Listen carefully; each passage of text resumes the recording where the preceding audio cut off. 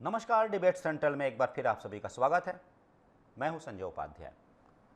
छत्तीसगढ़ विधानसभा में आज बजट सत्र के दौरान बहुत से विषय उठे। मुख्य रूप से प्रदेश के गृह मंत्री, प्रदेश के स्वास्थ्य मंत्री जो सदस्य हैं उनके प्रश्नों के निशाने पर थे। उनसे प्रश्न पूछे गए, उनसे जो भी संबंधित विभाग हैं। बहुत से ऐसे विषय उठे जैसा कि पुलिस भर्ती का मामला उठा, जिस पर कि विपक्ष की ओर से जो सवाल किए गए उसका जिस तरीके से गृह मंत्री ने जवाब दिया, और भी उससे बहुत से विषय निकले।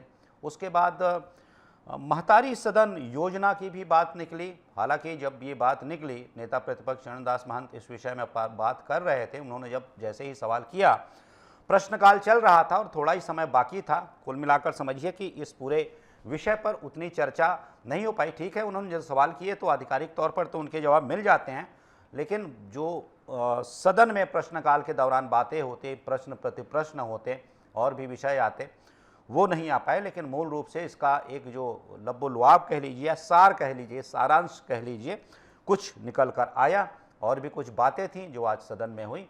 मैं आप सबसे चर्चा करूंगा इन विषयों पर। पहले देख लेते हैं एक रिपोर्ट।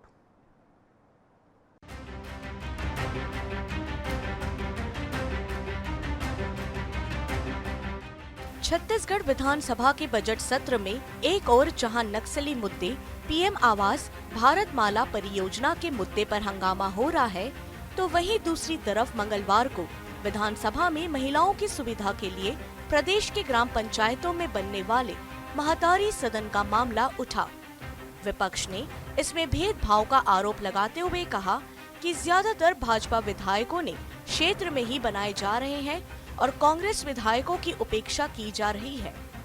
नेता प्रतिपक्ष डॉक्टर चरणदास महंत ने सवाल किया कि साल 2024-25 में कितने ग्राम पंचायतों में महतारी सदन निर्माण की स्वीकृति दी गई, कितनी राशि जारी की गई, एक महतारी सदन की लागत क्या है। इस पर पंचायत मंत्री विजय शर्मा ने जवाब देते हुए कहा कि साल 2024-25 में प्रदेश के 194 ग्राम पंचायतों में महतारी सदन निर्माण की स्वीकृति दी गई। 168 महतारी सदन निर्माण के लिए राशि जारी की गई। 147 का निर्माण कार्य शुरू किए गए हैं। एक महतारी सदन की लागत 29.20 लाख है। महतारी सदन के लिए 24 लाख की राशि से बजट के प्रावधान से और स्वच्छ भारत मिशन से लगभग 4.5 लाख रुपए से लगाकर 29 लाख की लागत से निर्माण कराया जा रहा है। करीब 50 करोड़ के लागत से लगभग 200 महतारी सदन बनाए जा रहे हैं। इस पर नेता प्रतिपक्ष ने कहा, कैसे चयन हुआ? क्या सैटेलाइट के माध्यम से हुआ या राजनीतिक दृष्टिकोण से चयन हुआ है? 193 में से महज 5 सदन कांग्रेस विधायकों के क्षेत्र में है। 4 सदन गोंडवाना विधायक के क्षेत्र में, अकेले भाजपा विधायकों के क्षेत्र में 185 सदन का निर्माण हुआ है। इस तरह सरकार भेदभाव कर रही है। इन लोगों ने महतारी सदन बनाने की घोषणा भी की, काम भी शुरू कर दिया। हमारे लोग हमसे आके पूछने लगे कि कौन सा महतारी सदन है, हमको मिलना चाहिए, हमारे यहाँ दिला दो। मैंने शक्ति क्षेत्र में देखा, एक भी नहीं है। जांजगीर में देखा, एक भी नहीं है। इसलिए मैंने क्वेश्चन लगाया। ये लोग 194 महतारी सदन दे रहे हैं या दे चुके हैं, और उसके लिए राशि भी जारी हो गई है। मगर दुख की बात यह है कि सिर्फ पाँच महतारी सदन कांग्रेस के विधायकों के यहाँ है और 4 महतारी सदन गोंडवाना के विधायक के यहाँ है। यानी कि 194 में से 185 भारतीय जनता पार्टी के विधायकों को चुन चुन के दिया गया है। इसलिए मेरा पूछना था कि आपने कोई सैटेलाइट लगाया है, कि कोई राजनीतिक दृष्टिकोण है, कि आपने कोई विशेष विंग बनाया है? क्योंकि ये ऐसा है, महतारी सदन तो प्रत्येक क्षेत्र में होना चाहिए, प्रत्येक ब्लॉक में होना चाहिए। ये मेरा कहना था। वहीं सदन में तीखे सवालों के बीच डिप्टी सीएम विजय शर्मा ने जवाब देते हुए कहा कि 2,60,000 से अधिक महिला स्व सहायता समूह है। क्लस्टर लेवल फेडरेशन पर महतारी सदन बन रहा है। जहां बड़ी समितियों में महिलाएं हैं, इसलिए उसे बना रहे हैं। सहयोग से वहां भाजपा विधायकों का क्षेत्र आता है। सदन में विपक्ष को आश्वासन दिलाया है कि महतारी सदन गोंगप्पा विधायक के क्षेत्र में अन्य 7 कांग्रेस विधायकों के क्षेत्र में महतारी सदन बन रहा है। कांग्रेस की चिंता जायज नहीं है। क्लस्टर लेवल फेडरेशन CLF जो 2,60,000 से अधिक महिला स्व सहायता समूह बने हैं, उसमें विलेज लेवल ऑर्गेनाइजेशन VOs बने हैं। एक विलेज में, एक पंचायत में जितने महतारी सदन है वो है, और फिर VOs को मिलाकर CLF बना है। तो हम लोग कोशिश ये कर रहे हैं कि CLF लेवल पर पहले वो बन जाए, क्योंकि महिलाओं की बड़ी समितियां वहां होती हैं और उन बड़ी समितियों में वहां उनके बैठने की व्यवस्था हो जानी चाहिए, इसलिए इसको प्रारंभ कर रहे हैं। तो प्रारंभ करते समय सोचा कि पहले बस्तर से और सरगुजा की तरफ से हो जाए, और संयोगवश ये है कि वहां प्रायः भाजपा के ही सारे विधायक हैं। लेकिन मैंने उनको गिनाया कि गोंडवाना गणतंत्र पार्टी के सदस्य के भी क्षेत्र में गया है, और 6 कांग्रेस के विधायक हैं, 7 कांग्रेस के विधायक हैं, उनके भी क्षेत्रों में प्रधानमंत्री महतारी सदन बना है। तो उनकी ये चिंता कि किसी तरीके से पार्टी और राजनीतिक दल के आधार पर इसमें डिस्क्रिशन किया जा रहा है, ये चिंता जायज नहीं। छत्तीसगढ़ में महतारी वंदन योजना के साथ ही अब महतारी सदन के माध्यम से प्रदेश की महिलाओं को साधने का प्रयास किया जा रहा है। अब देखना ये दिलचस्प होगा कि आगामी समय में महतारी सदन का कितना असर महिलाओं के जीवन पर पड़ता है और राजनेताओं को इसका कितना राजनीतिक लाभ मिलता है। Bureau report, DN News Plus, Raipur.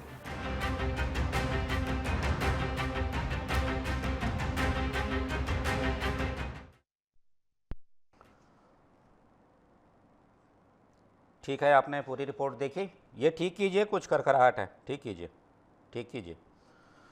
पूरी रिपोर्ट आपने देखी, क्या कुछ था हमने बताया, नेता प्रतिपक्ष क्या कह रहे हैं, विभाग के मंत्री क्या कह रहे हैं, उसमें डिप्टी CM हैं, उन्होंने कहा कि चिंता मत कीजिए। उन्होंने जैसा बताया, बहुत सारी बातें होती हैं।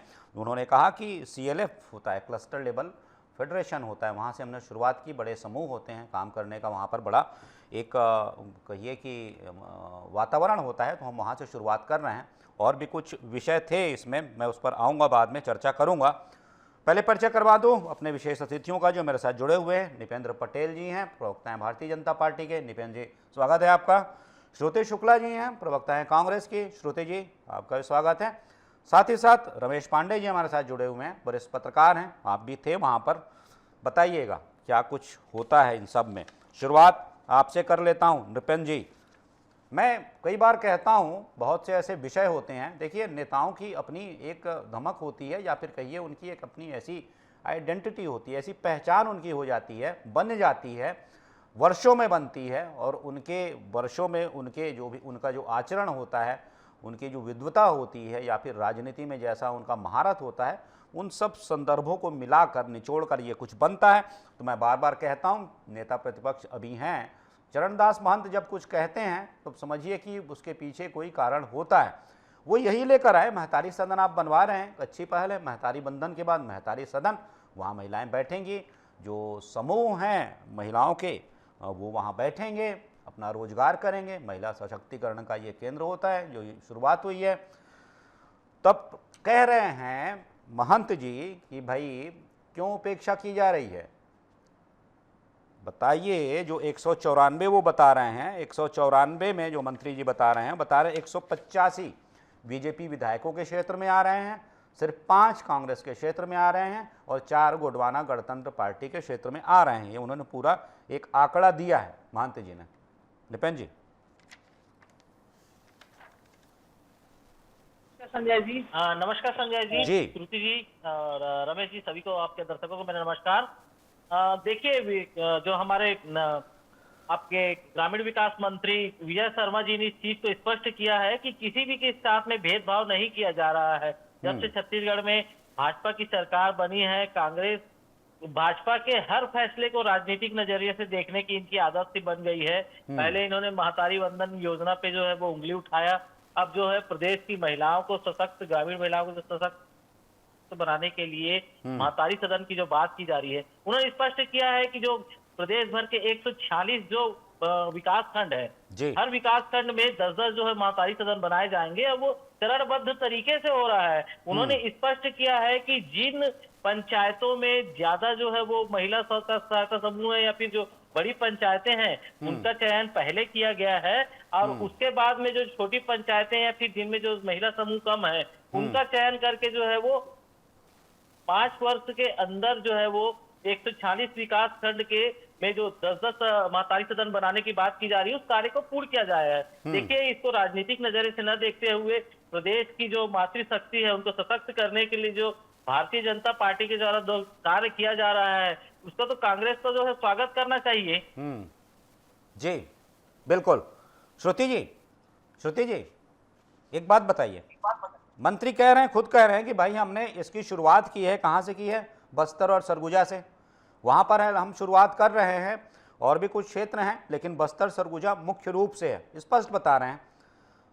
मंत्री जी ये कह रहे हैं, कांग्रेस ये कह रही है कि भाई उसमें कांग्रेस के विधायक तो बड़े कम आ रहे हैं, 5 ही हैं। अब आप बता दीजिए बस्तर और सरगुजा दोनों मिलाकर कितने विधायक हैं आपके? सरगुजा में कितने विधायक हैं आपके? भाई वहाँ तो अगर सारे विधानसभा क्षेत्रों में भी दे दिया जाए तो आपके खाते में तो शून्य ही जाएगा ना सरगुजा में। तो वही ये कह रहे हैं, आंकड़े थोड़ा देखिए, वो कह रहे हैं बस्तर सरगुजा से इसकी शुरुआत हुई है, तो वहाँ कितने विधायक हैं अभी फिलहाल? जी श्रुति जी। सबसे पहले आप सभी को मेरा सादर जय जोहार जी। और देखिए संजय जी, बात हो रही है पूरे छत्तीसगढ़ प्रदेश में। इसमें मतलब कि महंत जी ने सिर्फ बस्तर या सरगुजा की बात नहीं की है। ठीक है, आप बस्तर और सरगुजा की बात करेंगे तो वहाँ पर आपको कांग्रेस के विधायक नहीं मिलेंगे, लेकिन बस्तर और सरगुजा नहीं, अभी तो पूरे छत्तीसगढ़ प्रदेश की बात इसमें की गई है। अभी क्या माननीय मतलब ये मंत्री है, पंचायत मंत्री है विजय शर्मा जी, उन्होंने इस बात को घुमा फिरा के मीडिया के सामने प्रस्तुत किया है ताकि इनकी जो गलती है मीडिया ने सदन में जो कह रहे थे, मैं वहां बैठा था सुन रहा था, उन्होंने सदन में जो बातें कही हैं, अब ठीक है वो बाहर निकल कर उन्होंने ऐसे क्लियर किया कि भाई सरगुजा और हम बस्तर से कर रहे हैं। जी जी बिल्कुल संजय जी, देखिए व्यक्ति अपने बीच बचाव में तो मतलब व्यक्ति अनेक प्रकार के तर्क देता है, ये एक मानव मतलब बोलना चाहिए व्यवहार है कि वो तो कॉमन सी चीज है। तो देखिए महंत जी कितने सुलझे हुए व्यक्ति हैं हम सब जानते हैं, और जब वो आंकड़ों में बात रख रहे हैं देखिए किस प्रकार से कांग्रेस के विधायकों के साथ जो है भेदभाव किया जा रहा है, तब के विधायकों को किस तरीके से ये लोग मतलब नीचा दिखाने का प्रयास कर रहे हैं कि मतलब ये दिखाना चाह रहे हैं कि उनके क्षेत्र में हम भारतीय जनता पार्टी की सरकार और उनके क्षेत्र में काम नहीं करेंगे। ये मुझे लगता है कि अगर पूरे छत्तीसगढ़ प्रदेश की बात की जाए और इनकी सरकार बने लगभग 1 साल हो चुका है, तो कब इन्होंने महतारी सदन की योजना की शुरुआत की है और कैसे इसका कार्य शुरू हुआ है? क्योंकि देखिए 1 साल में आप सिर्फ बस्तर और सरगुजा तक ही पहुंच पाए, बाकी छत्तीसगढ़ प्रदेश इतना बड़ा है, बिलासपुर संभाग, दुर्ग संभाग, तो यहाँ पर जो है शुरुआत अभी तक क्यों नहीं हो पाई है? मुद्दा तो सबसे पहले ये कि यहाँ पर अभी तक एक भी भवन की स्वीकृति नहीं हो पाई। नहीं, ये अभी स्वीकृत हुआ है श्रुति जी, ये अभी स्वीकृत हुआ है, ये योजना अभी स्वीकृत हुई है, और जो स्वीकृति है वो इस क्रम से है, आप समझिएगा 194 में 168 के लिए राशि जारी कर दी गई है, 147 में काम शुरू हो गया है, 21 जो है 194 में से अभी वहाँ निर्माण शुरू नहीं हुआ है, मतलब इसके लिए राशि जारी की जा चुकी है। अब ये पहला फेज है कहा जा रहा है, 5 वर्षों में पूरे प्रदेश में ये काम किया जाएगा। ठीक है, ये तो एक बात हो गई। दूसरी बात लेकिन जो बड़ी है, आप एक बार चलिए मैं अगला सवाल आपसे कर लूँगा, लेकिन ये बताते चलिए कि जब ये बातें हो रही हैं कि आपको भी चाहिए महतारी सदन की, आपको भी आवश्यकता समझ में आ रही है, लेकिन विजय शर्मा ये कह रहे थे सदन में कि शायद महंत जी के किसी प्रश्न के दूसरे या तीसरे क्रम में ये था, जो कि विजय शर्मा जी ने कहा इसकी औचित्यता क्या है, मतलब ये जो महतारी सदन बन रहा है इसका औचित्य क्या है। तो बड़े व्यंग में, हल्के फुल्के माहौल में विजय शर्मा जी ने कहा महंत जी से कि ये बात उन्होंने कहा कि मैं अपनी सीमा लांघ रहा, लेकिन उन्होंने कहा कि मैं ये बात मैं ज्योत्सना जी से पूछूंगा, या ऐसा कहा मैं उनसे पूछूंगा, वो महिला हैं तो उसकी औचित्यता क्या है वो आपको बता देंगी। हालांकि ये बात हंसी मजाक हल्के फुल्के क्षणों के रूप में निकल गई, लेकिन एक तरफ आप समझिए इसका गंभीर पहलू, एक तरफ आप औचित्यता पूछ रहे हैं और दूसरी तरफ आप कह रहे हैं कि हमें क्यों नहीं दिया। तो भाई जब औचित्य नहीं है तो आपको क्यों चाहिए?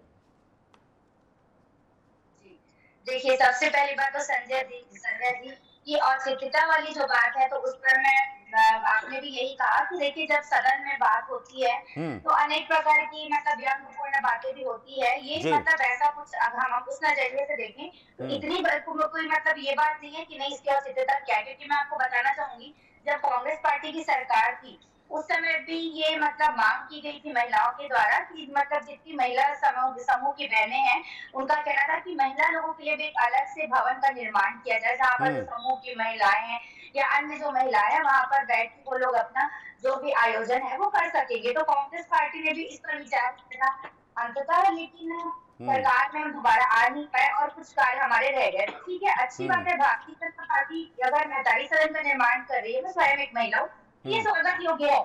लेकिन मैं बस इतना पूछना चाहती हूँ कि आपको मतलब सरकार बने 1 से 1.5 साल हो गया, तब अभी आप इस कार्य को मतलब शुरू कर रहे हैं, तो पूरे 5 साल होते होते तो छत्तीसगढ़ प्रदेश में इसका आवंटन कहाँ तक हो पाएगा? और अभी तक आप सिर्फ बस्तर और सरगुजा तक ही है, तो बाकी संभागों तक आप कब तक मैं ये बात मैं निपेंद्र जी से पूछ लूंगा, लेकिन अभी रमेश पांडे जी के पास मैं जाता हूँ। रमेश जी, एक बात बताइएगा, जैसा कि महतारी बंधन योजना है, इसमें कोई क्षेत्र विशेष ऐसा कुछ नहीं है। प्रदेश में एक जो न्यूनतम अर्हता है या फिर कहिए हितग्राही होने के लिए जो न्यूनतम जो भी आवश्यकताएं हो सकती हैं, पात्रताएं, अगर वो आदमी पात्र है, महिला पात्र है, तो उसे महतारी बंधन का पैसा मिल रहा है। यहाँ पर कोई भेदभाव ऐसा नहीं है कि किस क्षेत्र से ये तो सभी के लिए है जो उस मानक में समा जाएं।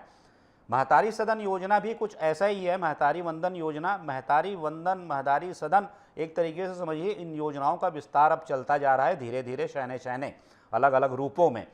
तो जब ये कहा जा रहा है, आप समझिए, क्या आपको लगता है कि ये इसे सीमित किया जाएगा किसी क्षेत्र विशेष तक, बीजेपी के विधायकों के क्षेत्रों तक, उनके निर्वाचन क्षेत्रों तक, या फिर अगर इसका वास्तविक व्यापक लाभ, निश्चित रूप से सरकार जब सोचती है तो जनहित के साथ उसका भी अपना एजेंडा होता है, तो ये पूरे प्रदेश में लागू किया जाएगा, क्योंकि इसका व्यापक लाभ पार्टी को तभी मिल पाएगा, सरकार को तभी मिल पाएगा, महिलाओं का एक तरीके से दूसरे रूप में समर्थन। रमेश जी।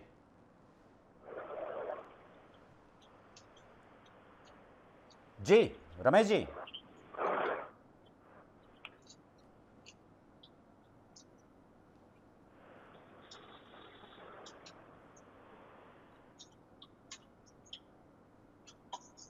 चेक।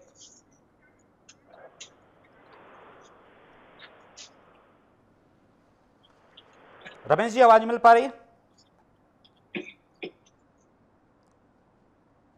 जल्दी जोड़िए, जल्दी जोड़िए, जल्दी जोड़िए।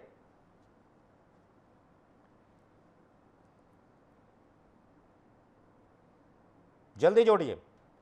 तब तक मैं निपेंद्र जी से पूछ लेता हूं। निपेंद्र जी जुड़े क्या? रमेश जी, निपेंद्र जी एक बताइए, क्या किसी क्षेत्र तक ऐसी इस योजना को सीमित रखने की मंशा है, या फिर आप ये चाह रहे हैं ये योजना अभी शुरू हुई है, ठीक है, शुरू होगी तो कहीं तो शुरू होगी और प्रारंभिक जो भी आवंटन होगा कुछ तो होगा, लेकिन इस योजना का पूरे प्रदेश भर में विस्तार होगा? जो चिंता जता रहे हैं श्रुति जी और कांग्रेस भी कि ये खाली अपने लोगों के बीच ही पहुंचने वाली योजनाएं हैं, अपने क्षेत्रों तक ही।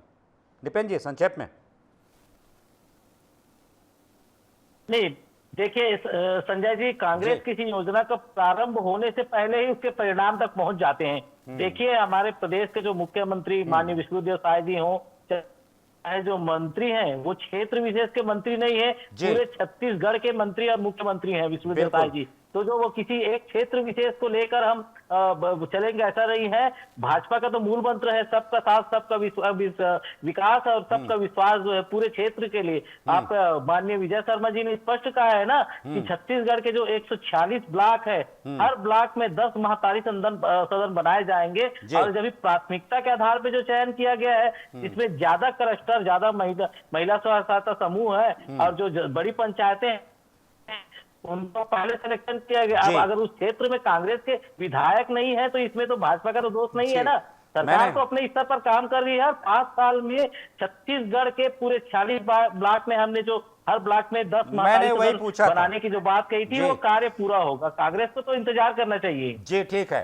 रमेश जी एक बात बताइए, जैसा मैं कह रहा था आप उसमें शायद फोन कट गया था, सुन पा रहे हैं रमेश जी? जी जी, आवाज आ मैं रही कह है। रहा था जैसा कि महतारी वंदन योजना का एक व्यापक स्वरूप है, पूरे प्रदेश भर में चल रही योजना है, जो भी पात्र हितग्राही है, जो पात्रता रखता है, उसे इसका लाभ मिल रहा है। महतारी सदन योजना शुरू हुई है तो अपने ये पहले चरण में है, कहिए कि अपने शुरुआती अवस्था में है, शैशव अवस्था में है ये योजना अभी। और अभी इस योजना में जिन क्षेत्रों में आवंटन दिया गया है, जहां पर ये बन रहे हैं, महतारी सदन बनाया जा रहा है, उन क्षेत्रों में कांग्रेस के विधायक नहीं आ रहे हैं। तो मैं ये आपसे पूछ रहा था, ये जो प्रारंभिक चिंता है नेता प्रतिपक्ष की या कांग्रेस की, ये ठीक नहीं है क्या? क्योंकि आने वाले दिनों में जब कह रहे मंत्री पूरे प्रदेश भर में इसका विस्तार करना है, निश्चित रूप से इस योजना का समुचित लाभ पार्टी को, सरकार को तभी मिलेगा जब इसकी व्यापकता हो, ये क्षेत्र विशेष तक सीमित ना हो, पूरे प्रदेश में इसकी झलक और इसकी धमक दिखे कि देखिए भाई, महिला सशक्तिकरण के लिए, स्वावलंबन के लिए हम ऐसी व्यवस्था, आधुनिक व्यवस्था कर रहे हैं। एक कमरा, एक हॉल, एक किचन, एक स्टोर, वहाँ पर ट्यूबवेल भी खुदा हुआ है, बाउंड्री वॉल भी लगी हुई है, सारे जो न्यूनतम जो संसाधन समझ लीजिए वो सारी व्यवस्थाएं वहाँ पर है। रमेश जी। जी देखिए, ये जो पूरा मामला आज उठा है, जी उसके पीछे दो आशय थे जिसकी मौलिकता समझने की जरूरत है। जी नेता प्रतिपक्ष ने ये जानकारी तो बहुत सही तरीके से, क्योंकि नेता अच्छा, प्रतिपक्ष उन्होंने ये भी कहा शक्ति में भी नहीं खुला है, उन्होंने कहा शक्ति में भी नहीं खुला है। नहीं, आप सुनिए, जी। इसके पीछे उसका थोड़ा सा जिक्र विजय शर्मा जी ने किया था। जी नेता प्रतिपक्ष ने सीधे सीधे सवाल उठाया कि महतारी सदन बनाने का औचित्य क्या है, ये क्यों बनाया जा रहा है। पहला उन्होंने सवाल जो दिया था उसमें तीसरे नंबर पे सवाल किया था, श्रुति जी से इसीलिए पूछा मैंने, जी। उनके जवाब अगर आपने पढ़ा होगा तो उसमें जवाब में आया है कि महिलाओं को आत्मनिर्भर बनाने एवं महिला सशक्तिकरण के उद्देश्य से इसका निर्माण किया जा रहा है। लेकिन जब विजय शर्मा जी ने यह सवाल टोका कि आखिर आपने महतारी सदन योजना की औचित्य पर सवाल उठा दिया, तो उन्होंने अपनी बात को पलटते हुए उन्होंने कहा कि हमारी मंशा ये नहीं है, हमारी मंशा ये है कि जागीर और शक्ति में एक भी चयन क्यों नहीं हुआ। जी तो वो मूल मुद्दे पर आ गए कि जागीर और शक्ति में चयन क्यों नहीं हुआ है। जबकि आप देखिए, गृह मंत्री जी ने स्पष्ट किया है कि इसके चयन का आधार है क्लस्टर लेवल फेडरेशन, जहां पे स्वयं सहायता समूहों की संख्या सर्वाधिक है, उस रेशियो के अनुसार पहले उन क्षेत्रों का चयन किया गया है। तो इसमें भाजपा कांग्रेस से कोई लेना देना नहीं है, किसी पार्टी से कोई लेना देना नहीं है। जहां पर स्वयं सहायता समूहों की संख्या ज्यादा है, उस लेवल पर उन गांवों का प्राथमिकता के आधार पर चयन किया गया है। बाकी पूरी जानकारी ब्यौरेवार उन्होंने दिया है। नहीं, तो रमेश जी, आप देखिए ना, वो जब आप बाहर निकले थे, गृहमंत्री जब बाहर निकले थे विजय शर्मा जी, तो वो कह रहे थे कि हमने इसकी शुरुआत बस्तर और सरगुजा से की है, जो आदिवासी अंचल है। अब जब उन्होंने वहां से शुरुआत की है, तो मैं वही पूछ रहा था कि कांग्रेस की चिंता क्या कितनी जायज है कि आप गिन लीजिए आपके सरगुजा में कितने विधायक हैं, आप गिन लीजिए आपके बस्तर में कितने विधायक हैं, तो वो संख्या तो ठीक बैठ रही है आकर, अगर 4-5 के ही क्षेत्र में आ रहा है तब। समझ में नहीं आ रहा है कि ठीक है, चलिए कहीं भी बन रहा है, लेकिन ये एक अच्छी योजना है, और खास करके उन महिलाओं के लिए जो सामाजिक रूप से, शैक्षणिक रूप से, रोजगार के क्षेत्र में, आत्मनिर्भर बनाने के क्षेत्र में एक सराहनीय काम कर रही हैं। उनके बैठने का, उनके रहने का, उनके एक ऑफिस के डेकोरम के अनुसार से एक अच्छा वातावरण बनाने का प्रयास किया जा रहा है। ये तो बहुत अच्छा है, इसका स्वागत ही होना चाहिए। जी बिल्कुल।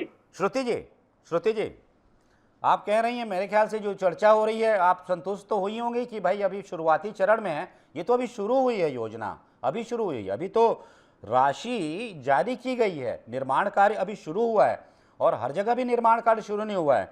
194 में से 168 जगहों के लिए राशि जारी हुई है, 147 जगह निर्माण कार्य शुरू हो गया है, 21 स्थानों पर निर्माण कार्य शुरू होने वाला है, मतलब समझिए प्रारंभिक है। तो ऐसे में चिंता, इंतजार कर लीजिए ना, हो सकता है कि आपको आपके क्षेत्र में, क्योंकि मैं जैसा समझ रहा हूं, जैसा रमेश जी भी कह रहे हैं, निपेन जी भी कह रहे हैं, और खुद मंत्री जी भी कह रहे थे, हर ब्लॉक में 10 सदन बनाने हैं। अब समझ लीजिए 10 बनने मतलब वो तो 1000-1500 के लगभग बनने हैं, तो ऐसे में हर क्षेत्र शामिल होगा, आएगा ही। श्रुति जी। निश्चित ही संजय जी, इस चीज का तो इंतजार हमें भी है कि कब हमारा भी नंबर आएगा। और मतलब उम्मीद है कि सरकार निष्पक्ष होकर के इस योजना पर जो है कार्य करेगी। और एक बात मैं इस डिबेट के माध्यम से भारतीय जनता पार्टी के हमारे प्रवक्ता जो है बड़े भाई, उनके माध्यम से मैं इनकी सरकार तक एक बात पहुंचाना चाहूंगी पंचायत मंत्री तक, कि आप जैसे आपने एक आंकड़ा बताया है ना जी, तो वैसे ही आप उन पंचायतों के नाम भी बता दीजिए जहाँ पर स्वीकृति हो गई है और जहाँ पर कार्य शुरू हो चुका है, तो ज्यादा क्लियरिफाई हो जाएंगे हम भी जी। चीजों को श्रुति जी, समझने में। आपने अच्छा एक पूछा सवाल, मैं तो ना थोड़ा ये बता दीजिए श्रुति जी, ये आपके कौन से 5 विधायक हैं जिन पर सरकार ने मेहरबानी की है, जिनके क्षेत्र में महतारी सदन खुल रहा है? मतलब वो ज्यादा मेरे ख्याल से लाड़ले होंगे सरकार के, थोड़ा पता लगाइए कौन है वो। निश्चित ही पता लगाना होगा। अच्छी बात है कि कहीं कहीं कृपा दृष्टि अगर इनकी हमारे यहाँ पे बरसी है तो जी, हम उसके मतलब आभारी हैं, लेकिन थोड़ा सा उन ग्राम नहीं, आप भेदभाव की बात कर रही हैं तो मैंने इसलिए कहा, भेदभाव की आपने बात की, मैंने इसलिए कहा कि भाई बाकी लोगों से भेदभाव है, उन 5 लोगों से भेदभाव नहीं है। आपके वो 5 जो विधायक हैं मतलब सरकार के प्रिय हुए, उनसे भेदभाव नहीं है। जी श्रुति जी जी, ठीक है। निश्चित ही हमारी भी उम्मीद है कि सरकार जो है बिना भेदभाव के कार्य करे, तो बहुत अच्छी बात है। और कहाँ तक इसका अंतिम जो है चरण पहुंच पाता है तो ये समय बताएगा। और बहुत अच्छी बात है अगर हमारी छत्तीसगढ़ की महिलाओं के लिए, हमारी बहनों के लिए, उनको समृद्ध बनाने के लिए अगर इस प्रकार की योजना सरकार कर रही है तो अच्छी बात है, बशर्ते बिना भेदभाव के। निश्चित ही ये कार्य सफलता पूर्वक हो तो बहुत अच्छा होगा। ठीक है निपेन जी, एक बार फिर आपके पास आता हूं, फिर मैं कंक्लूड करूंगा रमेश जी के पास जाकर। लेकिन एक बात तो श्रुति जी, मैं देख रहा हूं आप बड़ी ईमानदारी से जवाब देती हैं, इसलिए अच्छा लगता है। आप बहुत ईमानदारी से कहती हैं, जो सच है आप मान जाती हैं कई बार। मैं तो कई बार आपके साथ बैठता हूं डिबेट में, मैं ये देख रहा हूं आजकल सेंट्रल एजेंसियों पे बड़ा विश्वास आप लोग जता रहे हैं। एक पहले जो कुछ काम हुआ था, कौन सा भारतमाला परियोजना थी, उसकी जांच की मांग नेता प्रतिपक्ष ने सीबीआई से करने की थी मांग। आज जब मैं बैठा हुआ था पत्रकार दीर्घा में, मैं तब सदन की कार्रवाई देख रहा था, तब पुलिस भर्ती परीक्षा की जांच भी आपके माननीय सदस्य ने, विधायक ने कांग्रेस के, सीबीआई से कराने की मांग की। तो ये अचानक जो सेंट्रल एजेंसीज हैं इन पर कहाँ से विश्वास जाग गया? नहीं तो आप तो 5 साल आपने बैन करके रखा था और फिर कहते थे पता नहीं क्या क्या, तोता मैना क्या क्या आप लोग कहते थे कि वो तो सरकार का ये है। अब उन्हीं पर आपको इतना भरोसा आ गया अचानक 2-3 दिनों में? श्रुति जी देखिए संजय जी, जब भारतीय जनता पार्टी की सरकार, तो जब ये लोग कांग्रेस के समय की पीएससी घोटालों की जांच करवाते हैं, अनेक प्रकार के घोटालों की जांच कराते हैं, तो इनके समय में जो मतलब ये पुलिस भर्ती घोटाला है, आरक्षक घोटाला है, एसआई का घोटाला, तो इस पर भी ये लोग जांच करा ले ना, तो थोड़ा सा पब्लिक के सामने भी जो है आपका जो है रिव्यू को समझ आएगा कि क्या है, कि वाकई में भारतीय जनता पार्टी ईमानदारी पूर्वक कार्य करती है, पूरे एक तरफा है। आखिर ये कि कांग्रेस को अचानक इन एजेंसियों पर भरोसा कैसे लगा? आखिर ये लोग करेंगे, ज्यादा कांग्रेस पार्टी तो नहीं करेगी, बस कांग्रेस पार्टी तो बात है वो मतलब मीडिया के सामने और पब्लिक के सामने रख सकती है आपके माध्यम से। जी, हालांकि निपेन जी स्पष्ट सरकार ने स्पष्ट किया है, मंत्री ने स्पष्ट किया है। निपेन जी वो कह रहे थे कि ठीक है, हम जहां हम उसी आधार पर कर रहे हैं जो कि CLF होता है, जैसा कि मैंने कहा था क्लस्टर लेवल फेडरेशन, उस आधार पर सरकार ने किया। लेकिन मैं एक बार सवाल, शुरुआत तो आपने की, करना तो हर जगह है जैसा मंत्री कह रहे हैं, उनकी जो स्वीकारोक्ति है बिल्कुल है, लेकिन क्या आप भी वहीं से शुरुआत कर रहे हैं जहां पर आपको ज़्यादा सीटें मिली, या फिर जहां आपको तगड़ा जनादेश मिला वहां से आप इस योजना की शुरुआत कर रहे हैं? ये भी आरोप लग रहे थे। नहीं संजय जी, देखिए ना, विजय शर्मा जी ने कहा कि बस्तर और सरगुजा से, तो बस्तर पे 3 विधायक हैं, तो आप मान लीजिए कि वो 3 क्षेत्र जो है वो बस्तर के 3 कांग्रेस विधायकों के क्षेत्र हैं। देखिए ये प्राथमिकता के आधार पर चयन किया गया है और इसका विस्तार पूरे छत्तीसगढ़ में होगा। कांग्रेस की आदत बन गई है कि किसी भी योजना का शुरुआत होने से पहले ही इनका विरोध करने की आदत पड़ गई है। आप पिछले कई योजनाएं देख लिए, भाजपा सरकार आने के बाद से जो जो योजनाएं चालू हुई है उसके परिणाम तक पहुंचने से पहले ही विरोध चालू कर देते हैं। देखिए मुख्यमंत्री जी, मैंने कहा ना कि पूरे छत्तीसगढ़ के हैं और हमें चुनाव तो जो कांग्रेस के जो विधायक है उन क्षेत्रों में भी चुनाव लड़ना है भाजपा को, तो हम तो ऐसे छोड़ तो सकते नहीं, तो जनता का जी। वोट लेना है। जी तो ये बिल्कुल। 42 सदन का जो विस्तार जो है वो पूरे छत्तीसगढ़ में होगा। अब 5 सालों के अंदर में जो विजय शर्मा जी ने कहा है कि 140 विकास खंड में जो 10 बनने हैं वो जो 5 साल के भीतर में पूरे होंगे निर्माण कार्य। ठीक है रमेश जी, एक बात बताइए, क्योंकि देखिए श्रुति जी जो जवाब देंगी, मैंने कहा ईमानदारी से जवाब देती हैं, लेकिन क्या करें, वो पार्टी से बधी हुई हैं, एक सीमा है, उसके भीतर ही रहेंगी वो। मैं वो कह रहा था कि सेंट्रल एजेंसियों पे अचानक विश्वास जाग गया है। भारतमाला परियोजना आपने भी देखा होगा, आप भी वहाँ थे, मैं भी वहाँ था, सीबीआई जांच की मांग। आज पुलिस भर्ती परीक्षा, उसकी सीबीआई जांच की मांग। अचानक क्या हो गया, थोड़ा समझाइए रमेश जी।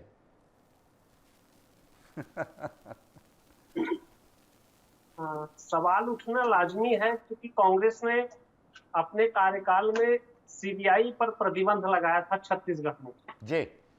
और अब सारी मांगे उस सीबीआई पर कर रहे हैं, सीबीआई पर भरोसा जता रहे हैं। और आपने देखा होगा कि सीबीआई कोर्ट ने सेक्स सीडी के एक मामले में भूपेश बघेल जी को क्लीन चिट दिया था, बिल्कुल। तो उस पर भी सीबीआई की बहुत तारीफ की गई। जी। और हालांकि सीबीआई ने उस पर रिट भी एक, मेरे ख्याल से आज खबर में देख रहा हूँ कि जी। उन्होंने किया है, जिस पर 4 अप्रैल को सुनवाई होनी है। जी। तो ये अब कांग्रेस के लोग ही बता पाएंगे कि उनका भरोसा सीबीआई पर इतना ज्यादा कैसे हो गया अचानक, जो सारे मामलों को सीबीआई से जांच कराना चाहते। जी। इसके पीछे मेरे समझ में नहीं आ रही है मंशा। दूसरी एक बात ये समझ में जरूर आ रही है जी। सीबीआई की जांच हो जाएगी तो प्रोसेस थोड़ा बढ़ जाएगा, लंबा हो जाएगा, थोड़ा टाइम मिल जाएगा। जी। मेरे ख्याल से ये बात समझ में आ रही है, क्योंकि जिन चीजों में कार्रवाई लगभग करीब आ गई है, अब उस मामले को अगर सीबीआई में चला जाएगा तो फिर से उसकी जांच प्रक्रिया शुरू होगी, थोड़ा टाइमिंग बढ़ जाएगी। मेरे ख्याल से ये लोग देख रहे होंगे। हालांकि बहुत सारे घोटालों के मामलों में जो गड़बड़ियां हुई हैं, उस मामलों में लगभग कार्रवाई पूरी होने की ओर है स्थितियां।